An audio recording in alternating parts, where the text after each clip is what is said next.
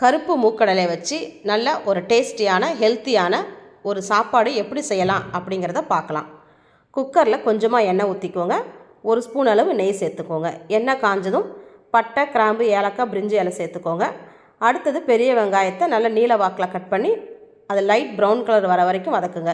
அடுத்தது காரத்துக்கு ஏற்ற மாதிரி பச்சை மிளகா சேர்த்துக்கோங்க. அடுத்தது தக்காளி நீங்கள் கம்மியாகவே சேர்த்துக்கோங்க. நல்லா வதக்குங்க. அதுக்கு அடுத்தது 1 ஸ்பூன் அளவு இஞ்சி பூண்டு விழுது சேர்த்துக்கலாம். நல்லா பச்சை வாடை போகிற வரைக்கும் நல்லா வதக்கி விடுங்க. நல்லா வதங்கி வர ஸ்டேஜில் 1 ஸ்பூன் கரம் மசாலா, மிளகாத்தூள், கொஞ்சமாக உப்பு சேர்த்துக்கோங்க. முதல்ல நம்ம மூக்கடலையே வேக வைக்க போகிறோம். அதுக்கேற்ற மாதிரி உப்பு சேர்த்துக்கோங்க. நான் ஒரு 6 மணி நேரத்துக்கு முன்னாடி இந்த மூக்கடலை ஊற வச்சுருந்தேன்.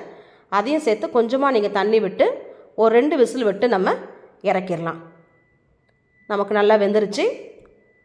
அடுத்தது உருளைக்கிழங்கு நல்லா சின்ன பீஸாக கட் பண்ணி சேர்த்துக்கோங்க. அடுத்தது ஒரு கைப்பிடி அளவு கொத்தமல்லி, அதையும் சேர்த்து நல்லா மிக்ஸ் பண்ணி விட்டுட்டு, நான் 1/2 மணி நேரத்துக்கு முன்னாடி பாஸ்மதி ரைஸை ஊற வச்சுருந்தேன். அந்த ரைஸை நல்லா கழுவிட்டு அதையும் சேர்த்துக்கலாம்.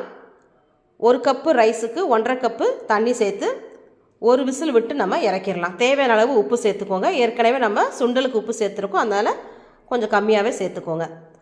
அவ்வளோதாங்க, நமக்கு நல்ல ஒரு டேஸ்டியான மூக்கடலை சாப்பாடு ரெடி. உங்களுக்கு பிடிச்சிருக்குன்னு நினைக்கிறேன். பிடிச்சிருந்தா நீங்களும் இதே மாதிரி செஞ்சு பார்த்துட்டு எனக்கு லைக் பண்ணுங்கள், ஷேர் பண்ணுங்கள், கமெண்ட் பண்ணுங்கள், மறக்காமல் சப்ஸ்கிரைப் பண்ணுங்கள். தேங்க்யூ.